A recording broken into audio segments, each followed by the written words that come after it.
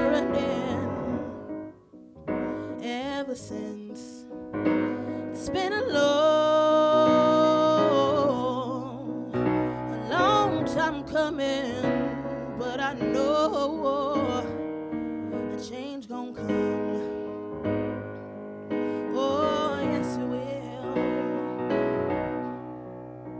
It's been too hard living, but I'm afraid to die,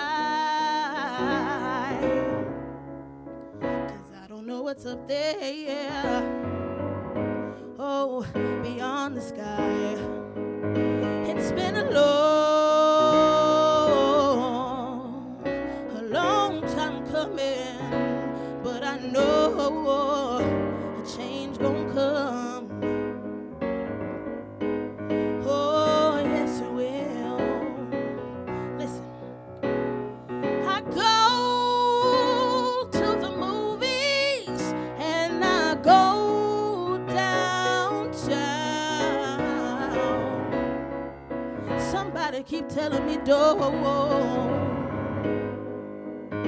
hang around. It's been a long time coming, but I know a change gon' come. Oh, yes it will. Listen. Then I go to my brother and my sister, and I say, brother, help me please. But he winds up knocking me down, back down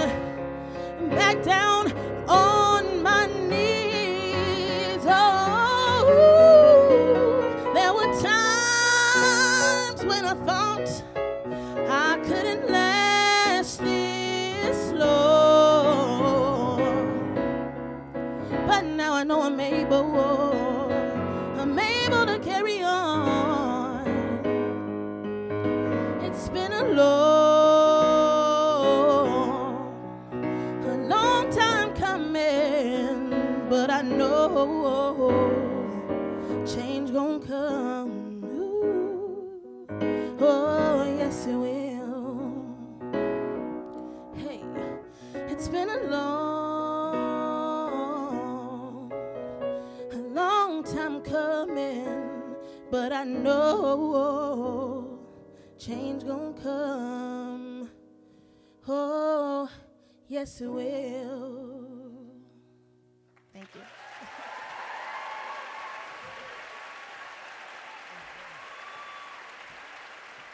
Wow. Thank the vocalist and the pianist again. What a way to start this program. So much in those lyrics. On behalf of the University of Washington and the Office of Minority Affairs and Diversity, welcome to this truly special occasion. My name is Meany Hall, and I am the Vice President for Minority Affairs and Diversity and the Chief Diversity Officer here at the University of Washington. It is a pleasure and great honor to have Congressman Lewis, Andrew Iden, and Nate Powell here today to speak about their new book, March, and to discuss Representative Lewis's life's work and the path he has helped pave for us all. I would like to thank the University of Washington Board of Regents, especially Regent Constance Rice, for arranging this incredible opportunity for our students. Thank you, Regent Rice.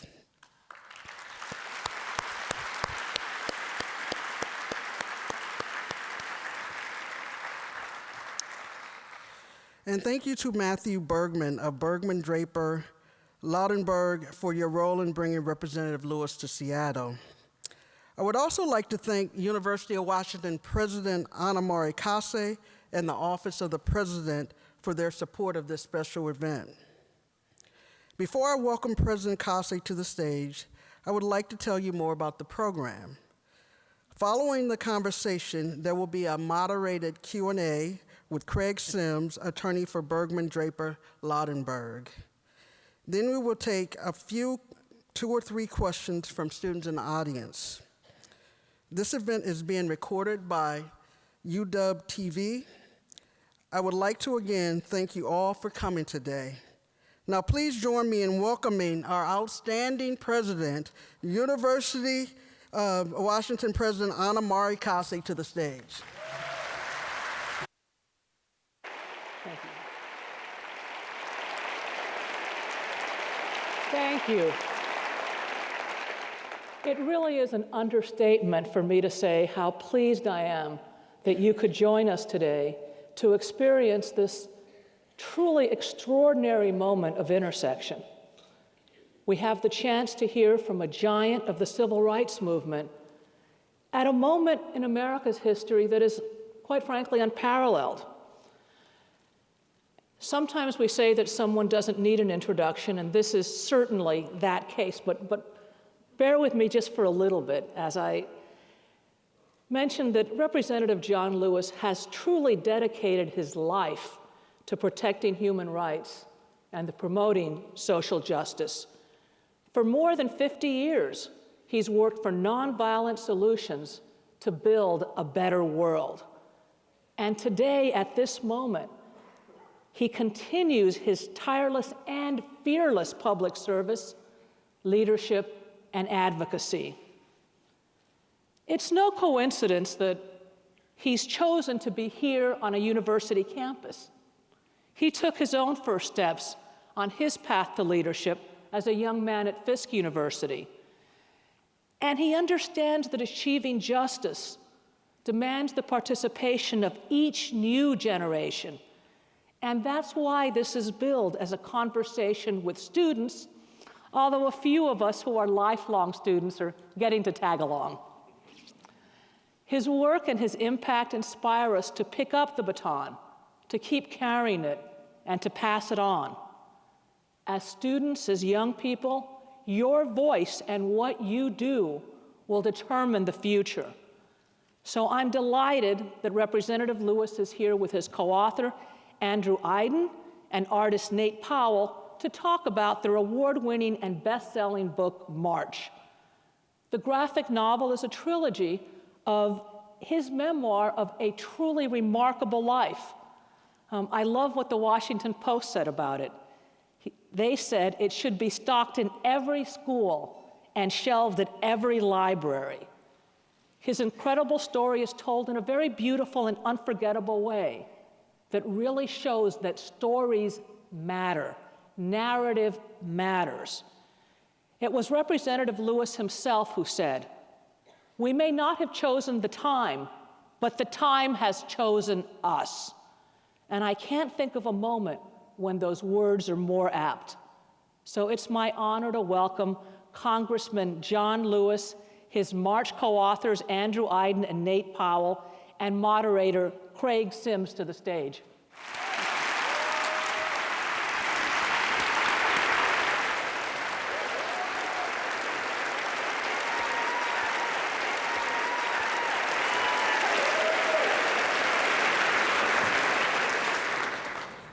Madam President, thank you for those kind words of introduction. Members of the Board of Regents, provosts, members of the student body, faculty members. And let me say to my friend, my brother, and my colleague, Dr. Jim McDermott, thank you for being here, Jim. Good to see you. Congressman Jim McDermott. Now, it is great to be at this university. I told the president that I'm the first member of my family to go off to college.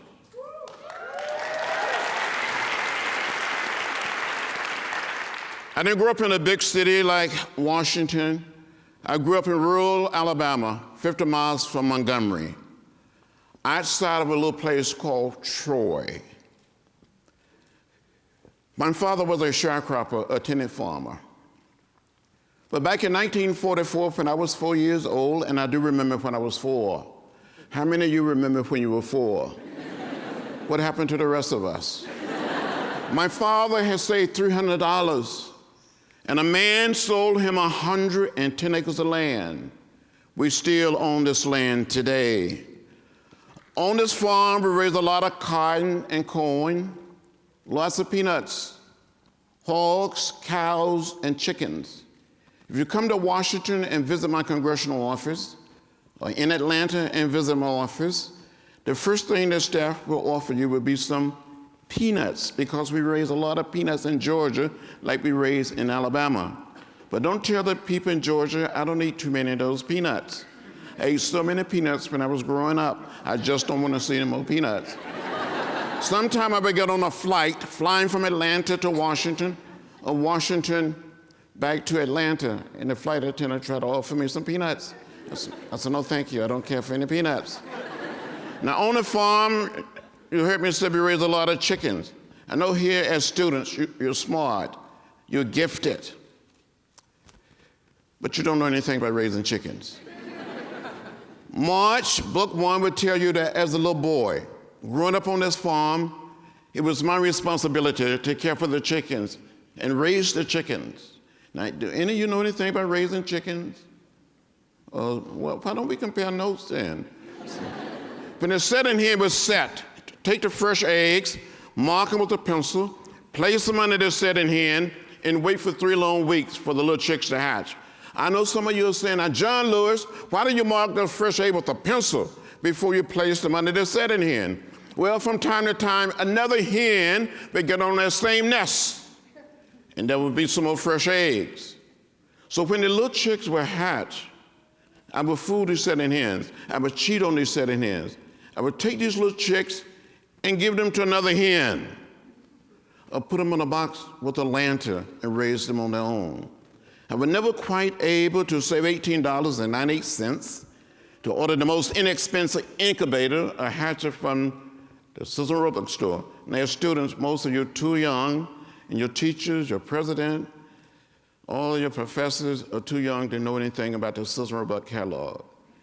It's a big book, it's a heavy book, thick book. Some people call it the wish book. I wish I had this, I wish I had that. So I just kept on wishing.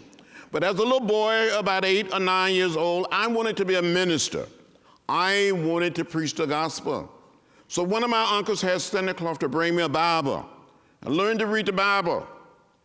And I would gather all of my chickens together in the chicken yard. And my brothers and sisters and cousins were lined outside of the chicken yard, and I would start speaking or preaching. And when I look back on it, some of these chickens would bow their heads. Some of these chickens would shake their heads. They never quite said amen. But I'm convinced that some of those chickens that I preached to in the 40s and the 50s tended to listen to me much better than some of my colleagues listened to me today in the Congress.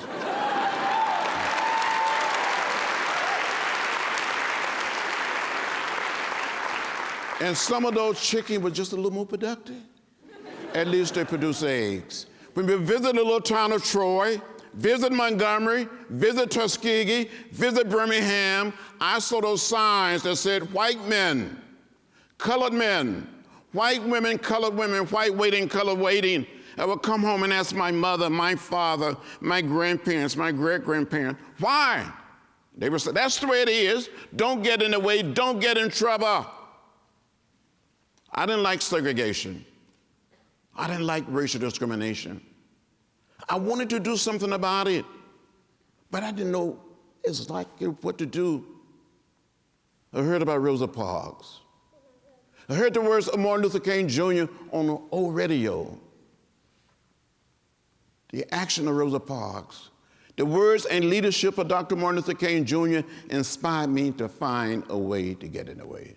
I met Rosa Parks when I was 17. The next year at the age of 18, I met Martin Luther King Jr., and I got involved. I got in trouble, good trouble, necessary trouble.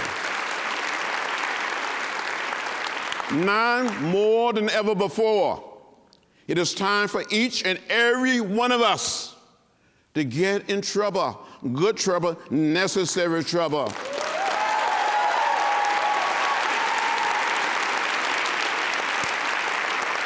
March, book 1, book 2, book 3 is saying in effect that when you see something that is not right, not fair, not just, you have a moral obligation to say something, to do something, to stand up.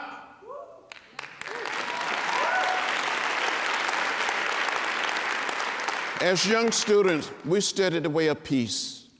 We studied the philosophy and the discipline of nonviolence.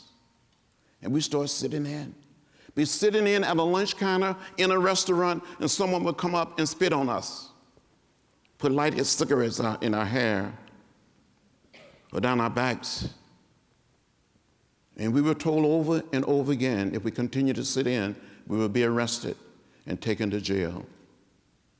No one wanted to be arrested and go to jail. But that was a part of the price we had to pay to change things. When I heard that we may get arrested and go to jail, I wanted to look what students back then called fresh. I wanted to look clean.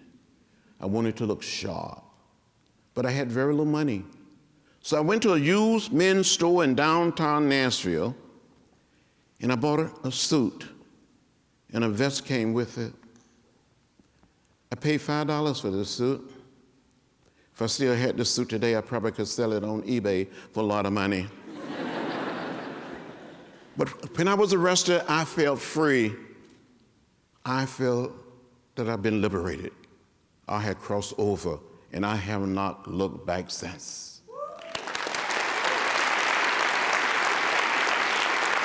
During this 60, I was arrested 40 times. And since being in Congress 5 more times. And I'm probably going to get arrested again for something. Because sometimes you must find a way to make it plain, to make it clear, to dramatize the issue, help mobilize people to stand up, to speak up, and speak out. Just think a few short years ago. To be exact, in 1961, the same year that President Barack Obama was born, black people and white people can be seated together on a Greyhound bus or Trailway bus, leaving Washington, D.C. to travel through the South. We were beaten along the way, arrested and jailed, but we didn't give up. We kept the faith. We kept our eyes on the prize. And because of our action, President Kennedy and his brother Robert Kennedy intervened. And by November 1st, 1961, those signs that said white waiting, colored waiting, white men, white women, colored women, those signs came tumbling down. So I said to you as young people and students, stand up, speak up, be brave, be courageous, be bold, and help create what we call the beloved community. Help redeem the soul of America. As the late A. Philip Randolph, who was the dean of black leadership, when we planned the March on Washington, would say over and over again, maybe our foremothers and our forefathers all came to this great land in different ships, but we're all in the same boat now. So we have to look out for each other and care for each other. We can do it, and we must do it. Dr. King put it another way. We must learn to live together. If not, we will perish as food. He told us over and over again, he taught us that hate is too heavy a burden to bear. Never hate. Never lose the sense of hope. Never give up. Hold on. Just think a few short years ago, in our country, here in America, people of color could not register to vote simply because of the color of their skin. We had to change that. Some people gave their very lives. The only thing I did on that bridge in Selma, I gave a little blood. We have to change America. And I said to you as young people and students, we must use the vote. Because the vote is precious, it's almost sacred.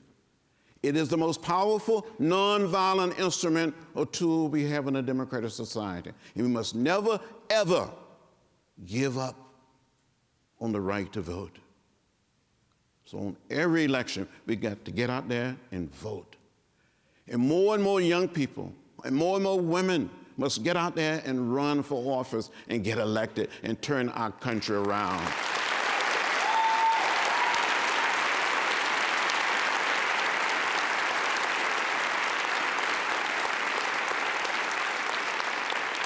So these two young men here, Andrew Iden, Nate Powell, we're like brothers. We're Southerners. We've seen it close up. We want to leave this country a little better off than we found it. We want to leave this little piece of real estate we call Earth a little better. We want to continue to carry a message of hope, a message of love, a message of peace. So don't get weary. Don't become bitter or hostile. Do your best and do it so well that no one else can do it any better. You heard me say, and I say it again, I feel more than lucky. I feel very blessed that I got to know Martin Luther King Jr. When he was assassinated, I cried, I mourned, but I didn't give up. We must not cry now. We can mourn, we can pray, but we got to put on our marching shoes. It was so beautiful just a few weeks ago to see hundreds and thousands and millions of women joined by men, by little children, marching. There's nothing more powerful than the marching feet of a determined people. Thank you.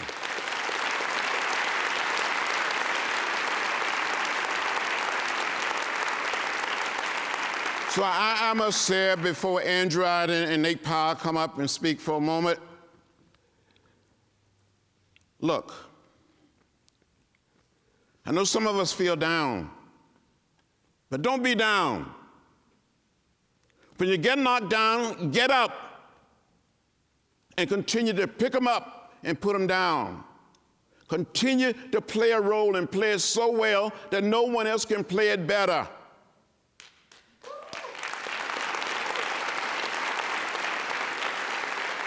Use your education. Look, we didn't have a website. We hadn't heard of the internet.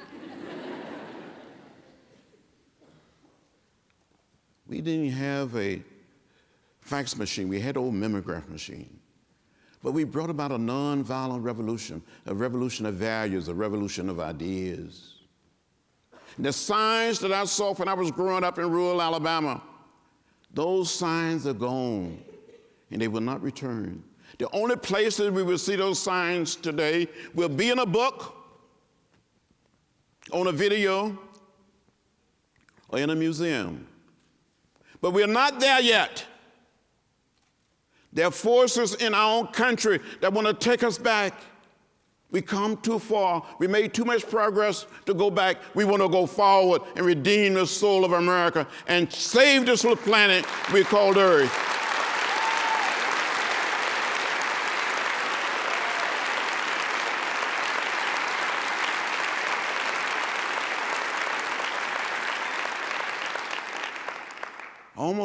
Almost died on that bridge.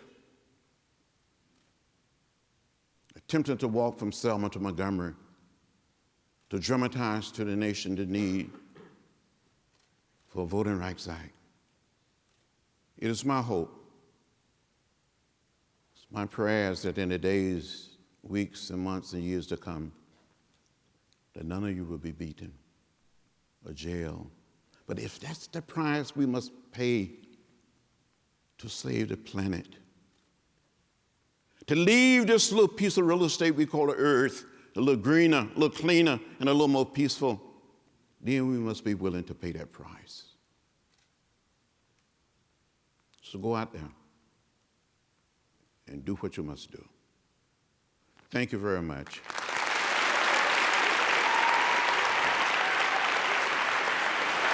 Thank you.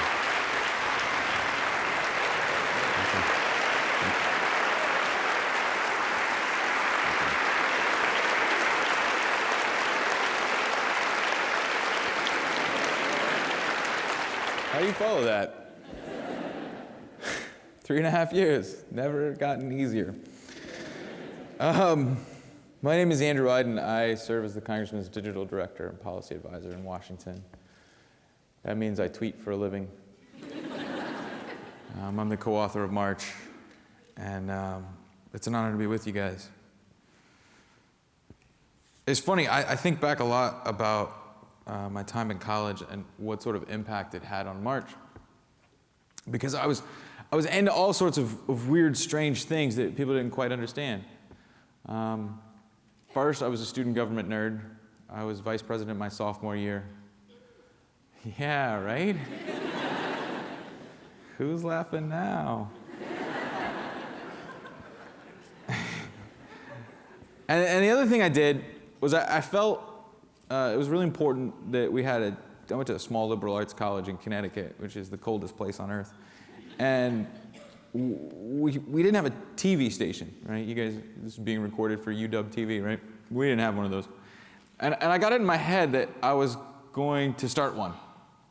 I had enough votes on the budget committee to make permanent the funding for it, and I got a bunch of friends together. We really wanted to do it.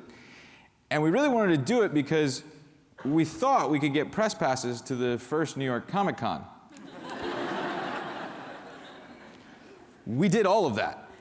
And looking back, starting something from nothing while I was in school, something that would help bring people to something else that I loved, which was comics.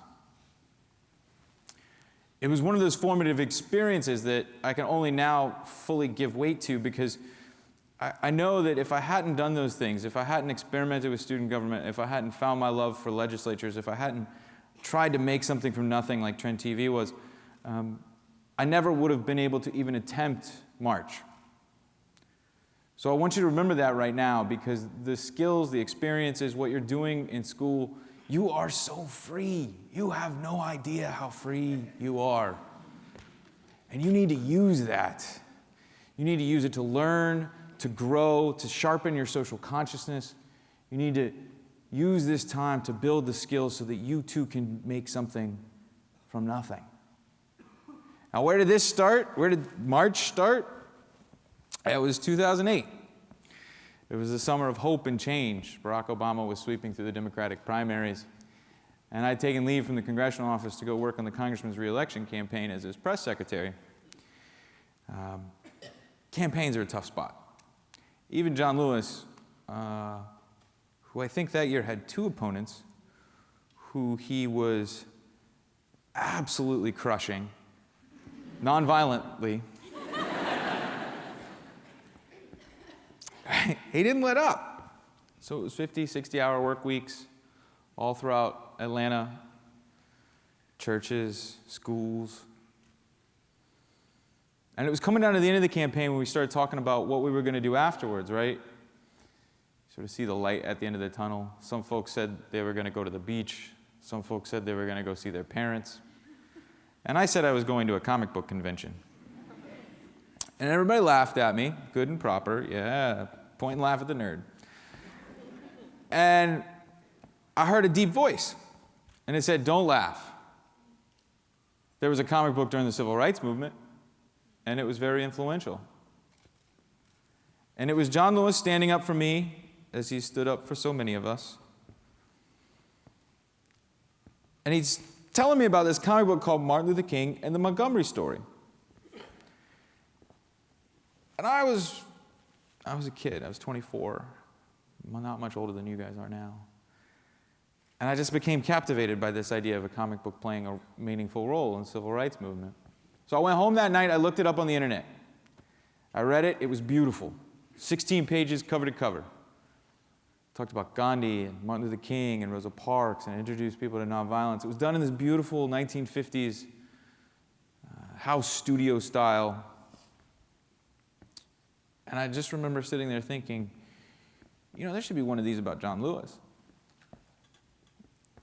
And so I went to work the next day. I went back to the campaign, and we kept asking these fundamental questions that many people were asking that summer.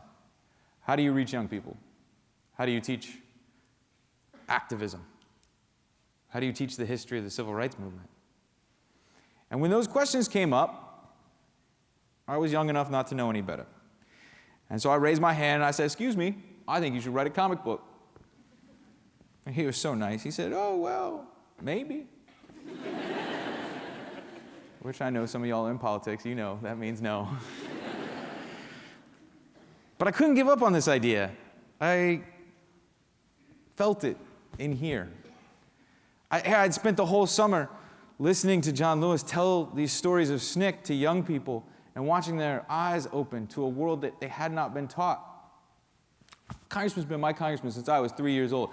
I'd never heard these stories. And so to me, it just seemed like this is something that really had to be done.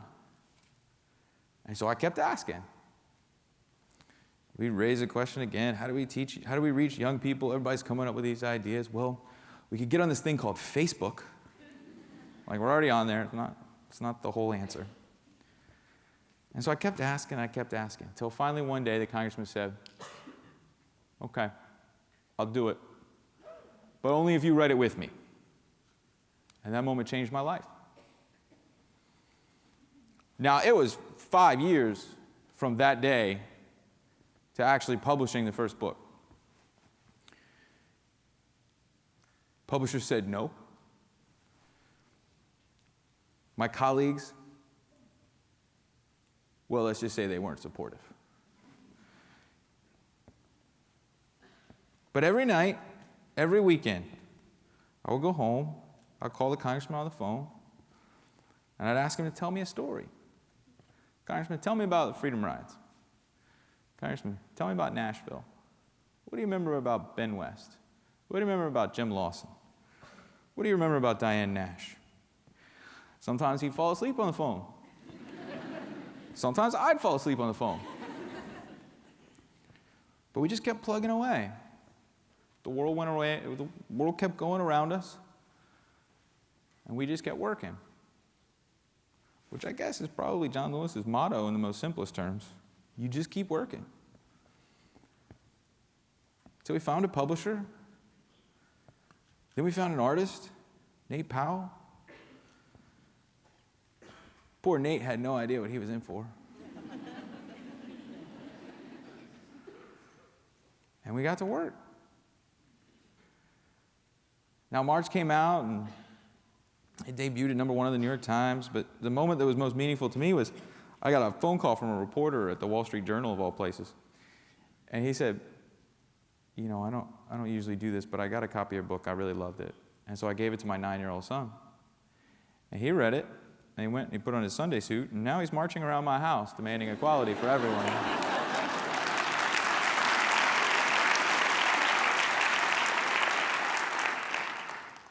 Imagine what we could do if we taught everyone, if we showed everyone. Give it time. Now, I mentioned that I tweet for the congressman, as a digital director. And one of the things I often think about is, what would Dr. King have tweeted? What would Gandhi have posted? Y'all laugh. This is serious business. And it puts it in context what the congressman is doing now in a way that I couldn't imagine in any other context. And what I wanted, when you read March, what I want you to do is I want you to think about the tools and the tactics, the fundamental principles.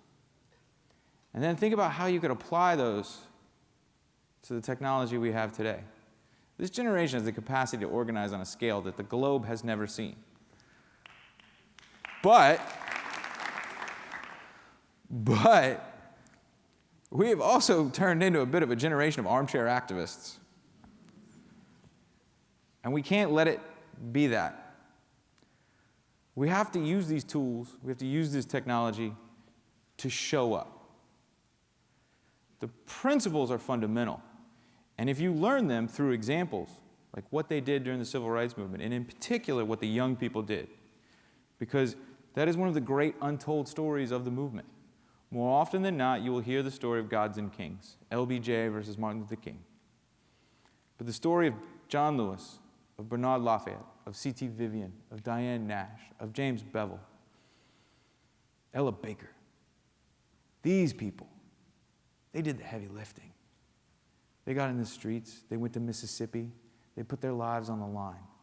And you have to understand their stories so that you can understand what's happening today. Now for me, you wonder why would this become my mission? My father was a Muslim immigrant. Yeah. It's not an easy time right now. But if I'm totally honest, my father left my mother when I was very young. I never knew him. I was raised by a single mom. And if you believe that it's a fair and equal system for a single mom, well, I got a deed for a planet to sell you. But it shaped my social consciousness. And most recently, when I was a kid, my mother, she was very afraid of me being Muslim, of looking Muslim. I was raised about as Christian as it gets, right? Methodist school, went to a private religious school. I went to Trinity College. Then I went to Georgetown, so the Jesuits indoctrinated me. I ran the gamut. And so my mother would always tease me, non-violently, I guess, that I had to shave. She never wanted me to have facial hair. But about a year and some change ago, one of the presidential candidates started talking about banning Muslims from coming into this country. And to me, it's a heck of a thing when somebody says you shouldn't exist. So I had my little protest against my mom, and I grew my beard out. She was so mad. I started talking about it at Comic-Con this summer, and they wrote a news article about it. And it was this young girl, she was a Somali Muslim, and I was trying to tell her, those of us who have privilege, and I have a lot of privilege. I am a 6'3" whitish male. I got a lot of privilege, We're trying to do what we can. Because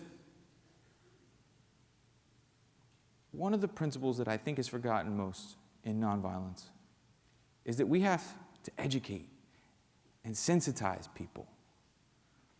Part of the reason there's so much fear about Muslim immigrants or Latino immigrants or whoever everybody's afraid of this week is because they don't know them. I work on Capitol Hill. There's 7 Muslim immigrants or children of Muslim immigrants on the whole hill. So where are they going to meet these people? And when you see them portrayed in the media as terrorists all the time, of course they're going to be afraid. That's what they're told to be afraid of. So I kept my beard. The congressman was supportive. So that I could tell people, yeah, this is where I'm from. This is who I am. And those same people who would come to me and say, I think you need to help me with a Ronald Reagan graphic novel.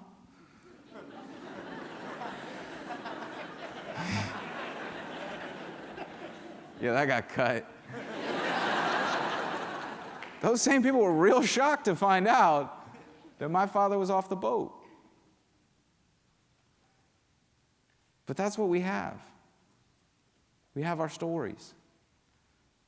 We have what makes us human and unique, but also the same. And that's why we have to share who we are with each other. We have to tell great stories. We have to use our talents. We have to use our skills. We have to use our abilities. Whatever it is that you're passionate about. I grew up loving comics. And the treatment of my mother and the way I saw it is what drove me into politics, because I didn't think it was fair. So I put those two things together, and you get March. So what are you going to do? I'm like 12 years older than you guys. You don't have much time.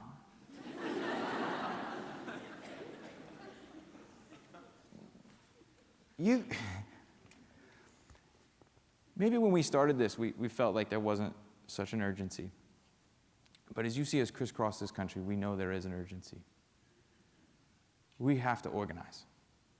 We have to get disciplined. We have to be nonviolent. We have to get in the way. When I was a kid and I was in high school, I would bring my comics with me to class, and one day I had them out on my desk, and my English teacher came and she took them away. She said, "You can't have those out right now. Those aren't real books." Well, I got to go back to my high school with Congressman Lewis, and I got to have a wonderful conversation with that teacher about her experiences teaching our graphic novels.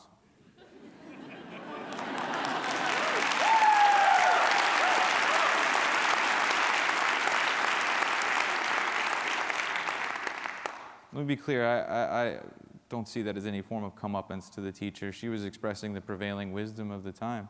And I believe she's doing the Lord's work by being a teacher. But it says something about the power of an idea whose time has come and the brief period in which change is possible. So to all of you, I ask you, what will you change? That was 15 years ago for me. It's time for y'all to get to work. Join us. Mark. Thank you.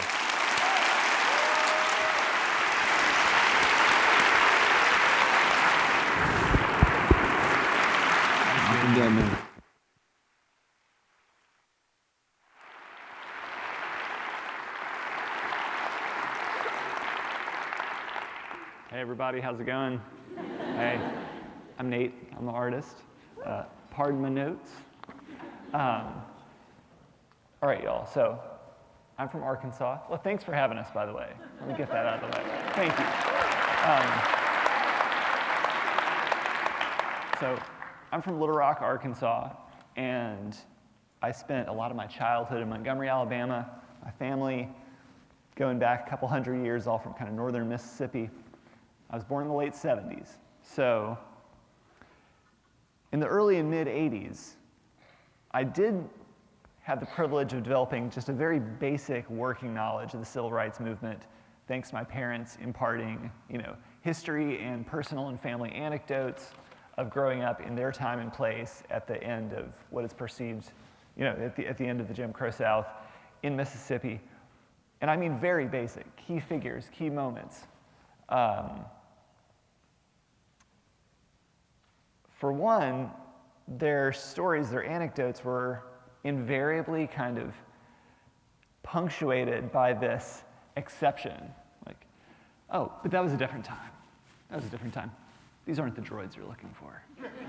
And, I might have been 6 or 8 years old, but at that, I didn't have a word for it, but I think these were some of the earliest instances of having a sense of cognitive dissonance, where I had these two divergent, kind of polarized thoughts about the information I was receiving, particularly with their emphasis that these tales were a different time.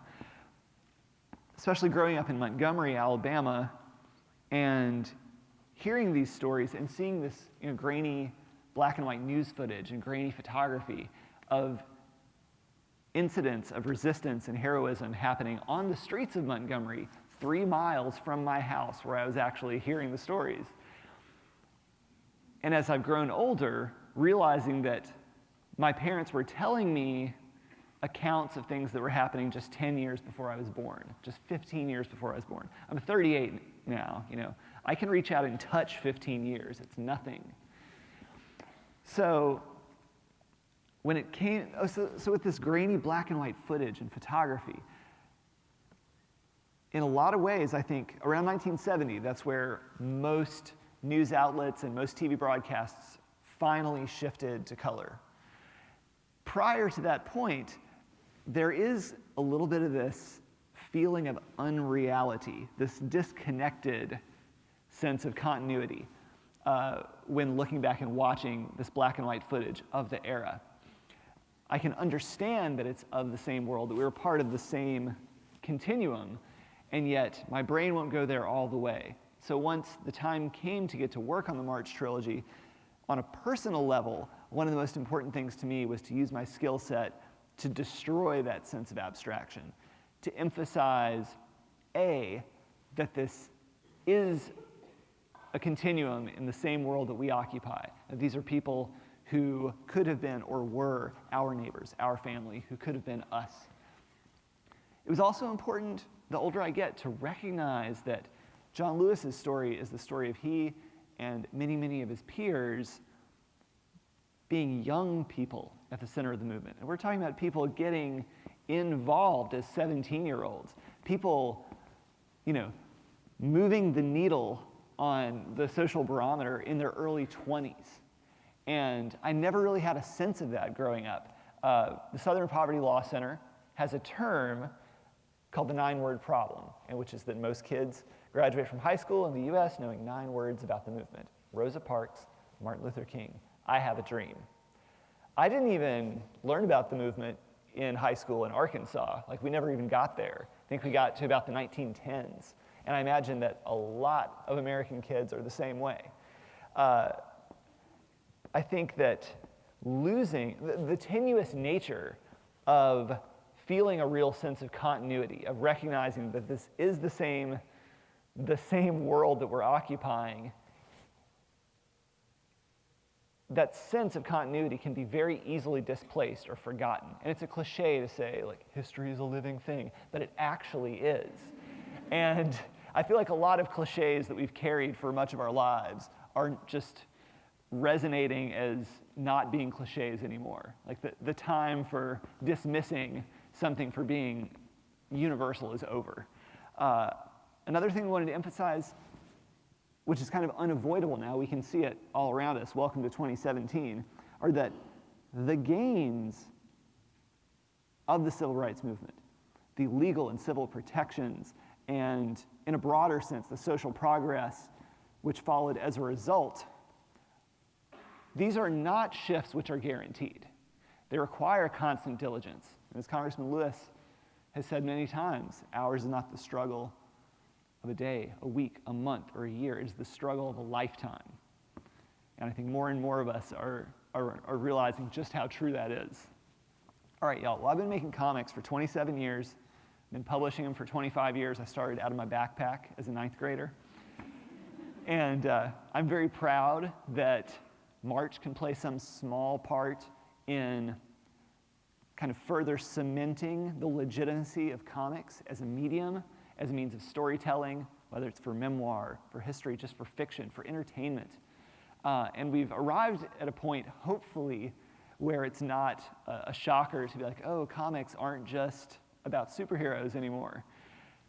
But I want to take a minute to stick up for comics, for all comics, especially superhero comics. The potent combination of X-Men and thrash metal basically gave me a social conscience in the late 80s. It's very, very true. There's no way around it.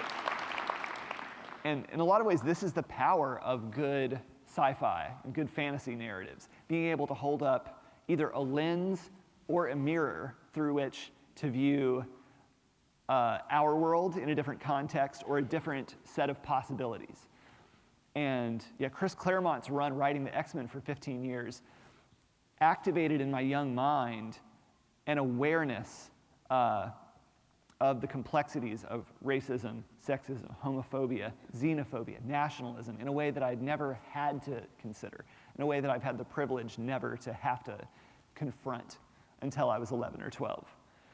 So in that sense, March has gone places we never anticipated. And it's fantastic for the medium of comics. It's also important to recognize that a story even of this significance and of this urgency, I had spent my whole life making comics before March, just assuming like, oh, I just tell the story that I want to tell, and then somebody prints it and it winds up on a bookshelf, and then Just, people wind up finding it and they read it and absorb it.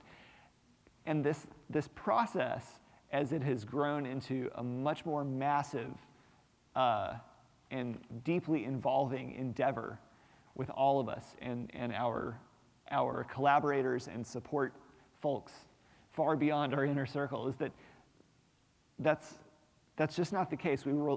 Any book, any set of information, any work that can be mass-produced really involves the support and the diligence, the dedication of gatekeepers, of librarians, of these teachers, of bookshop owners, of people who are willing to take the way in which a book has moved them and spread that out throughout their world. So if you are a gatekeeper, thank you. Now I understand how books actually get in people's hands. And for many folks, March is the first graphic novel they've ever read, which is, again, amazing to be a part of, the gateway drug into comics. And, the movement is a story and a piece of history which everyone should know. But this is not a case of March working despite being a comic and being a powerful account despite being a comic. It works because it's a comic. We have devoted ourselves to using the unique strengths of comics as a storytelling medium, as a means of conveying personal and factual information, to harness it and push it to the furthest extent possible in the medium in a way that is accurate, that's responsible, but that's also intimate and moving whenever possible. So if this is your first graphic novel, thank you very much, but please don't let it end here. Comics have changed my life many times over. And, it's very nice to have your foot in the pond. You can go ahead and jump in anytime. It's fantastic. So go get some comics.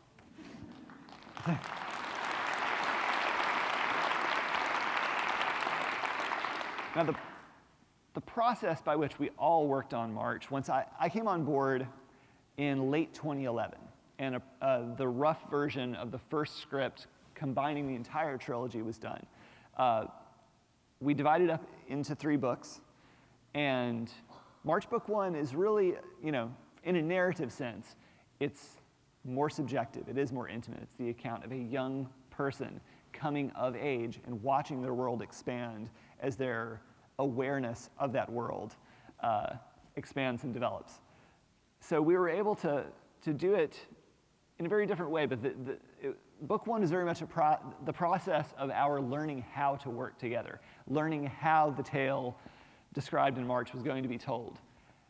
As the movement expanded far beyond the limitations of small, largely isolated groups of young people and turned into a massive social shift, particularly in Book 2, it required recognizing where we had to meet that head on, whether it was a level of historical accountability, learning new ways of researching, but also accounting for other voices that were far beyond the central focus that we had in the first, and making sure that we were not telling the mythical tale of gods and kings, the convenient tale of the movement, making sure we were not sweeping people under the rug, making sure we were lending some voices that had previously always been swept under the rug, and recognizing that this was a tale that swept across the board.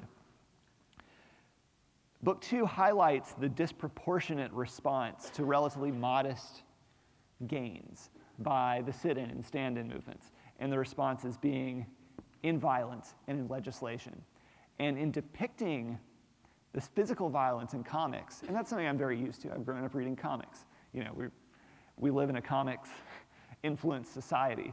It required kind of a reckoning with the things I had taken for granted as a storyteller in terms of how to depict violence. The stakes were very different now.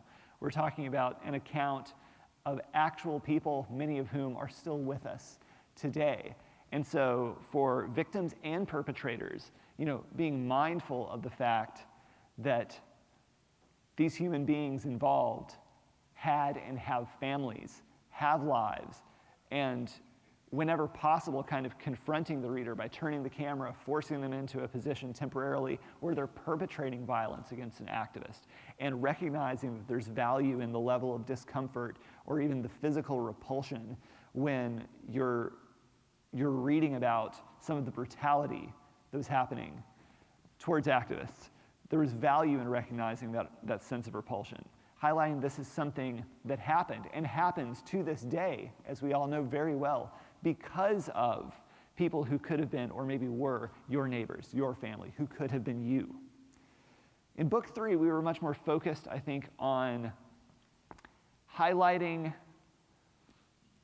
disagreement, dissent, and movements in separate directions, though all forward. Particularly within the movement, we wanted to make sure that we emphasized not just the nuance, but the level of disagreement which was occurring on a strategic and tactical level, but on a philosophical level. People had different ideas for the proper solution through activism, through protest, through legislation, through the philosophy and discipline of nonviolence. And arguments could get very personal, very heated. People were leaving meeting rooms together. But we also wanted to highlight that those people who were storming out of meetings together, hurt, angry, confused, sometimes feeling betrayed, were showing up in the streets the next day together. Because despite these very pronounced personal and philosophical disagreements, there was a recognition that they were working together on issues in which we're largely in agreement. And I think that it's more important than ever to emphasize that it's possible to be allies, to be collaborators, to be friends with people while holding significant differences. We also wanted to emphasize that, I don't know, it was difficult to find a terminal point for the narrative in March. And it's something that I guess required a moment of conscious recognition that, there isn't an end to this story. This is an account of effort, of progress, of sacrifice, but there isn't a clean victory. And it's a very inconvenient truth for folks who like the 9 words version of the movement's history. We wanted to emphasize that the work continues. These are a tale of setbacks and victories, but there is no end to the story contained within March. March, is a roadmap that shows how to move forward, how to work with each other, and using our skill set, we wanted to emphasize, precisely like the youth, but also the dedication and the seriousness by which these young people approach their roles in the movement.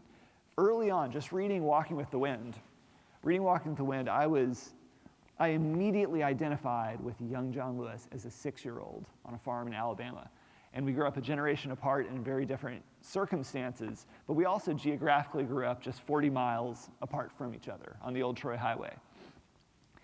And the gravity and the intensity through which he viewed the world around him and his keen sense of fairness and injustice was something that hit me very hard. And I have a 5-year-old and an almost 2-year-old, but I can see it very clearly in my 5-year-old. Her sense of injustice and fairness is so strong. And I think for all of us as 5-year-olds or 6-year-olds, that's a very pronounced trait. It's one of the first things that crystallized in my daughter as a 3-year-old. And I think that our world kind of whittles away at the edges of that intentionally so that we'll be more compliant. So it was important to emphasize that and to show this is what a thoughtful, committed group of 20-year-olds or 20-somethings were able to do. Not even at 20 years old, but especially at 20 years old. It made me, gave me pause to be like, well, what was I doing when I was 20? What did I think I was doing, more importantly? For you, if you're older than that, what were you doing when you were 20? And if you're younger than that, the question really is, what will you be doing when you are 20? And the good news is, you get to determine that. But this is not a drill, and it never was. Thanks, y'all. Thank you.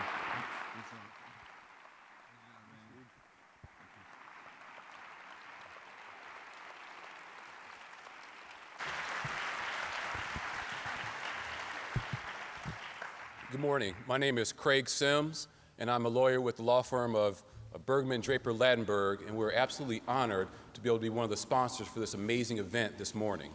So my job, thank you.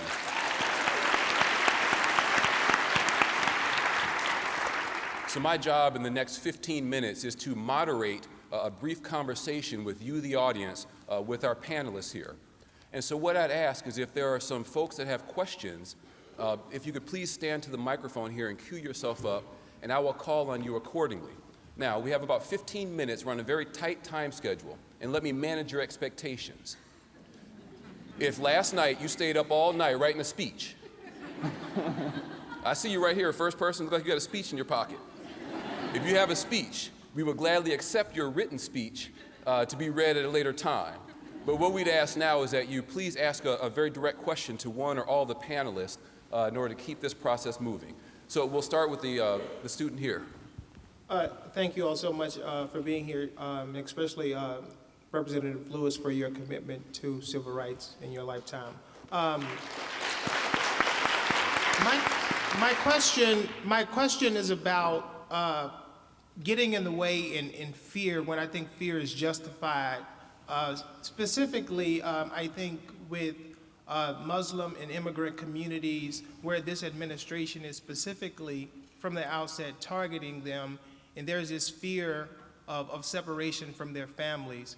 And I want to know how sort of people who are not directly impacted can get in the way of that and try to bring forth some sort of comfort to those communities.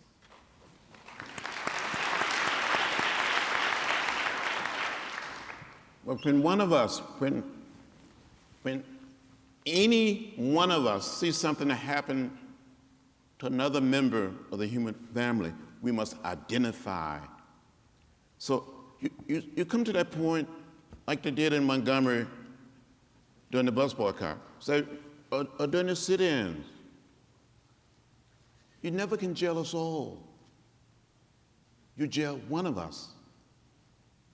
You come down on one of us, you're coming down on all of us. We all are members of the human family. And what affects one of us affects all of us.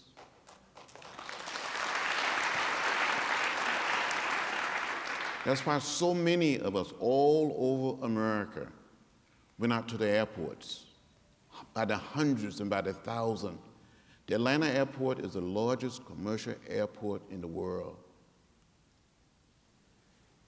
The people that showed up because what was happening, it was so diverse. They were black and white, Latino, Asian American, Native American, Muslim, Christians, Jews. We were all there together, standing up for our brothers and sisters.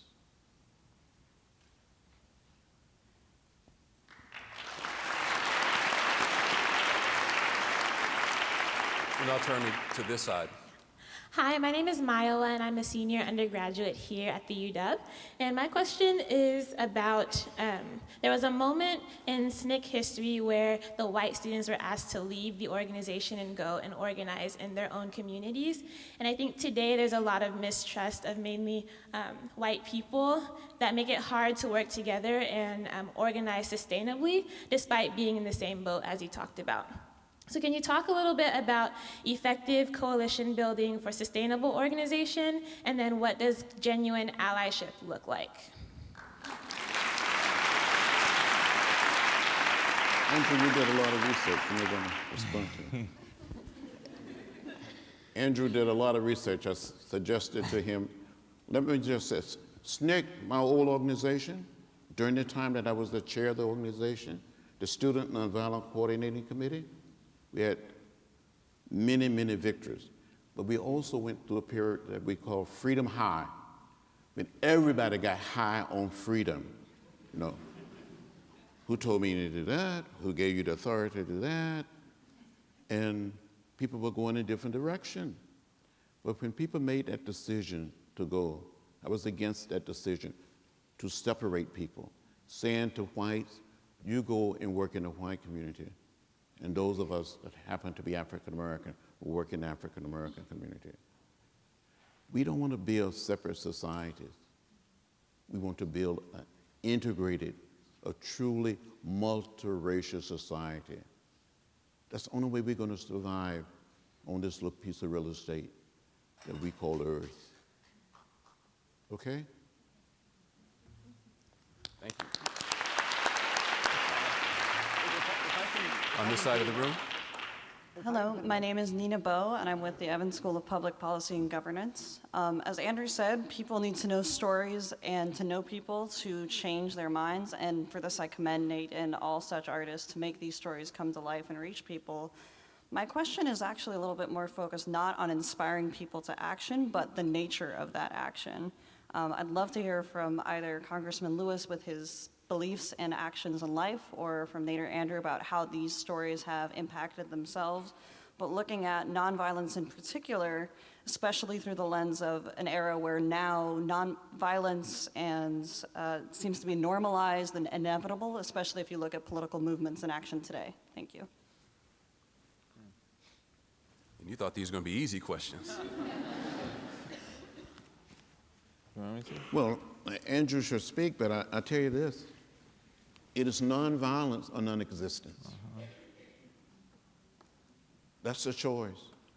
And right now, I think what has happened in America today, right now, is not just a threat to America, but a threat to the planet. It's nonviolence or non-existence. Do we want to survive and live as humans? That's why we must teach the way of peace, the way of love. Teach the philosophy and the discipline of nonviolence. Can human coexist? All human beings.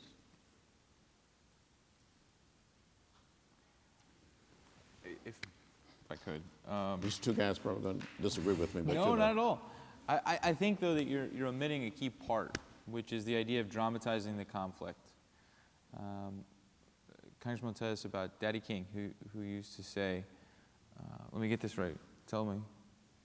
Martin Luther King's father would say from time to time, while his son, Martin Luther King Jr., would be preaching in the pulpit, Daddy King would say something like, make it plain, son, make it real, make it clear. We have to find ways to make it plain, to make it clear. Right, because if we're gonna appeal to the emotional core of a broad coalition of human beings, we have to be able to explain in very succinct terms why we have the moral high ground, why we're right, why people should agree with us, why people should support us. We think of Selma moments, right? Like, why did Selma reach into the heart of America and change things so quickly? Right? Because it shocked the conscience. I think in most of the country they were airing a broadcast of the Nuremberg movie when they interrupted it with footage of John Lewis being beaten. And it shocked people. And in this era of violence on demand, you go on the internet and footage, video, all of it is rampant. I mean, you see it all over the place. So you have to ask yourself, like, how do we dramatize this conflict today to clearly explain to a broad base of people what it is we want and why we need it? And that's the challenge, right? I mean, that's the ball game. And if we're going to succeed in it, we all have to become storytellers. We have to create situations where the conflict itself explains what we're trying to accomplish. And so the modern era of nonviolence is not going to be about a raggedy march. It is going to be about a clever, well-executed, orderly, well-disciplined, direct action. And it'll be about creating the climate and the environment to get us to that moment. And so there is an incredible amount of strategic forethought that must exist in these protests and in these direct actions. And that's why we've spent so much time explaining so many different stories so that you have models to follow of them doing just this thing. I think Nate wanted to. Well, I was just going to add that particularly growing up as a younger adult through underground punk and becoming involved in activism through punk, there was certainly a thread which emphasized, which discouraged talking to the press, being involved with traditional media outlets. And granted, this was like, this is the mid-90s to the mid-2000s. And it was a little bit different of a climate, a different relationship to media. Media itself was a different thing. But one of the most transformative aspects, and one of the most illuminating things working on March, was recognizing that the movement simply would not have succeeded as it did without combining the, making sure boots are on the ground, making sure people are showing up and working in an organized, disciplined way, but also always making sure that the press knew that you were going to be here at this time, at this place, for this reason, and knowing what people in a broader sense could expect from your presence, knowing what you perhaps anticipated and what your goals were. And it is only by there being camera people and reporters at these locations that these events ever were dramatized to the point where they were forced into people's, like middle-class white people's living rooms across America, that actually got people buzzing and concerned and worried. So it upended my traditional relationship with speaking to the media in terms of action, and made me recognize that that's something that that required serious questioning in a long-term sense. It is in fact the relationship of activist movements to the media which ensured that the situation could even be dramatized at all. Thank you. No problem. So with apologies to those who are remaining queued up in line, we have time for just one more question. And with that, I'm going to yield to my friend here on my right. Thank you so much. My name is Maria Bondo. I'm a senior here and officer in the Black Student Union. And my question is about tactics. So one of the problems that we have here in the Pacific Northwest is this kind of illusion that we're so progressive that racism doesn't exist here anymore, right? We face that a lot. And while those overt acts of racism are much more rare, the invisible and ideological barriers still exist that aren't acknowledged. So what are your most successful strategies and tactics to approaching people that deny or reject those prejudices or that racism doesn't exist? I'm going to Chicago on Monday, and I'm being protested. The far right is calling it, what did they say? They put an op-ed in the Wall Street Journal calling it a racial indoctrination seminar. Right? Because they're teaching March, and because I'm going to go speak to the kids about March. And so for us, what we can do is we can go places, we can talk to people, we can tell the stories, and we can put John Lewis's story in front of as many people as possible. Because over and over and over again, I've watched John Lewis go into places where people used to hate him and turn to love him. And that example of being an immutable principle of love, the physical embodiment of that. I can give you one example, the Freedom Ride. Yeah. In May of 1961, my seatmate on a Greyhound bus was a young white gentleman. We arrived together in Rock Hill, South Carolina, about 30 miles from Charlotte, North Carolina. And members of the Klan attacked us and left us lying in a pool of blood when we tried to enter a so-called white waiting room. And this is May 1961. In February 2013, one of the guys that beat us, member of the Klan, in his 70s, came to my office in Washington with his son was in his 40s, and he said, "Mr. Lewis, I'm one of the people that beat you and your seatmate. I want to apologize. Will you forgive me?" will you accept my apology? This man's son started crying. He started crying. They hugged me. I hugged them back. And I saw the gentleman 4 other times. He had what I call an executive session with himself. Or maybe some force, maybe history just got him down. But he got over it. And I've seen people who said I was on the wrong side, but not on the right side. So people have the possibility to change, to grow. That's why we should never give up on anyone. Keep working with them. Keep talking. And we can change people. Thank you.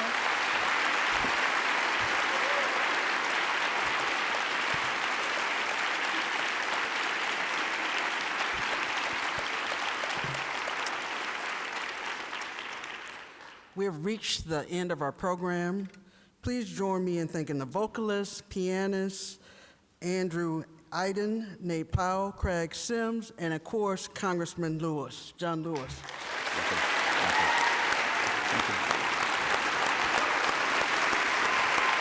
Thank you.